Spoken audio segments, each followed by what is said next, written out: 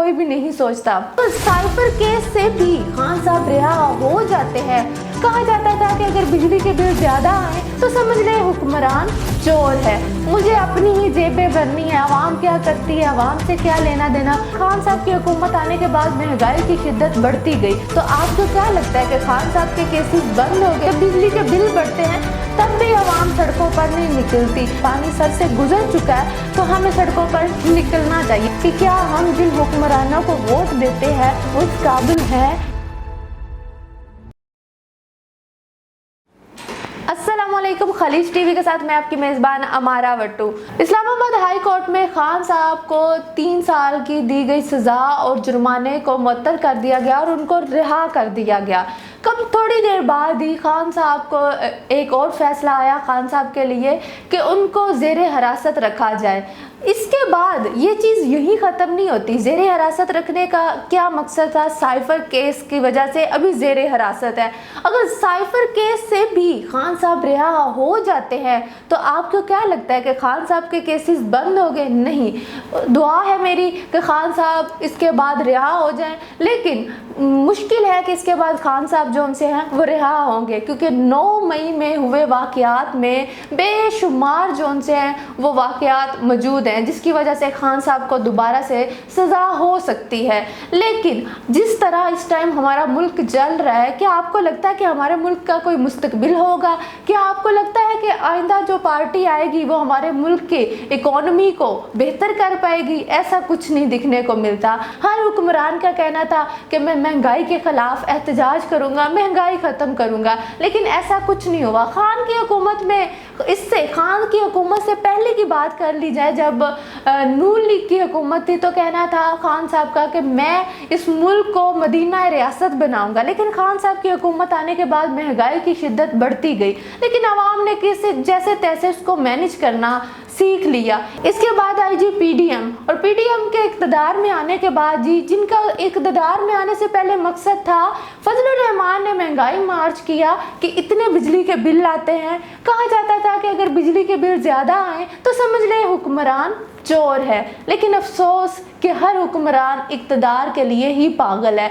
अवाम का तो कोई भी नहीं सोचता, वो चाहे खान साहब हो चाहे नून लीग हो, लेकिन हमारी आवाम का अलमिया तो ज़रा देखें, हमारे मुआशरे का अलमिया तो ज़रा देखें। हम कभी भी सड़कों पे नहीं निकलते। पेट्रोल की कीमतों में इजाफा होता है तो हम कहते हैं कोई बात नहीं, कोई भी सड़कों पर नहीं निकलता। जब बिजली के बिल बढ़ते हैं तब भी आवाम सड़कों पर नहीं निकलती, लेकिन आज कल देखा जाए तो पिछले 2-3 दिन से आवाम सड़कों पर निकली है। उसकी रीज़न ये है कि जब आवाम को लगा कि पानी सर से गुजर चुका है तो हमें सड़कों पर निकलना चाहिए। अगर यही आवाम वक्त से पहले अपने फैसले अच्छे कर ले और एक अच्छा हुक्मरान चुन ले तो मुझे लगता है कि शायद पाकिस्तान के मसले हल हो जाएं। लेकिन ऐसा नहीं हो सकता कि पाकिस्तान के मसले जो उनसे है वो हल हो जाए। जो भी हुक्मरान आया है उसने सिर्फ यही देखा कि मुझे इक़्तिदार की भूख है, मुझे अपनी ही जेबें भरनी है, आवाम क्या करती है, आवाम से क्या लेना देना, किसी को कोई इस चीज़ से गर्ज नहीं।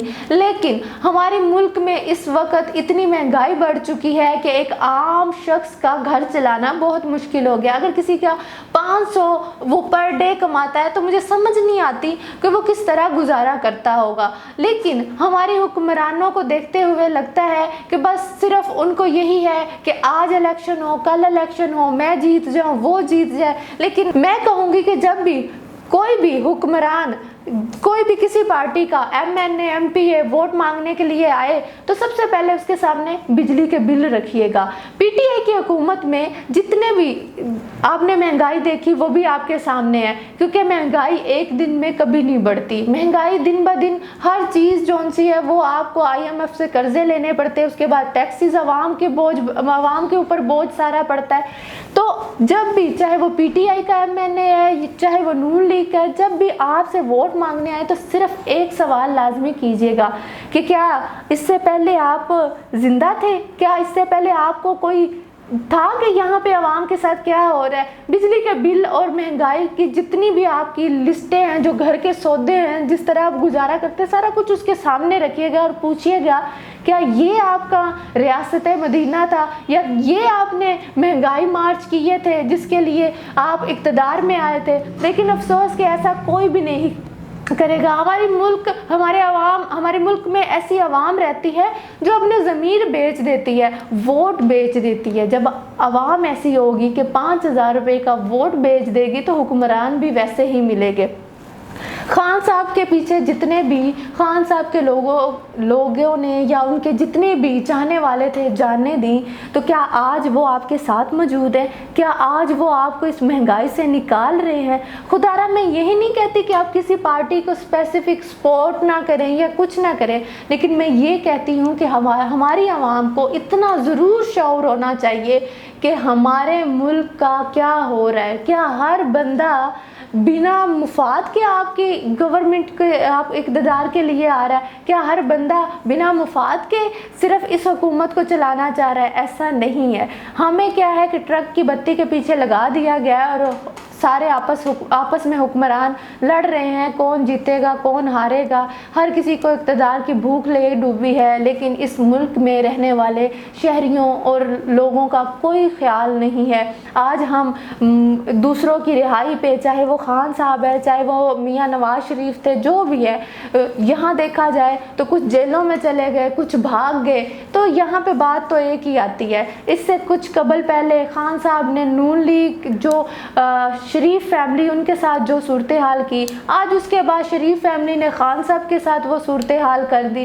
لیکن ایک دفعہ لازمی سوچئے گا کہ کیا ہم جن حکمرانوں کو ووٹ دیتے ہیں وہ اس قابل ہیں؟ کیا وہ حکمران ہمارے لیے لڑ سکتے ہیں؟ کیا اس ملک میں آزادی ہے؟ کیا ہم ڈیموکریسی پر چل رہے ہیں؟ کیا اس ملک کی مہنگائی ختم ہوگی؟ کیا کسی غریب کا بھلا ہوگا؟ کیا یہ حکمران آپ کے گھروں میں آ کے ایک دفعہ بھی پوچھتے ہیں کہ ہمیں آج بتائیں کہ آپ نے گھر میں کچھ بنایا یا نہیں بنایا؟ خدا را اپنا ووٹ دینے سے پہلے سوچ سمجھ کر دیجئے، اور مٹھائی بانٹنے سے پہلے بھی سوچ سمجھ کر مٹھائی بانٹیے گا۔ کیا پتا آنے والا وقت کس طرف کا رخ لے۔ اسی کے ساتھ اپنی میزبان کو دیجئے اجازت۔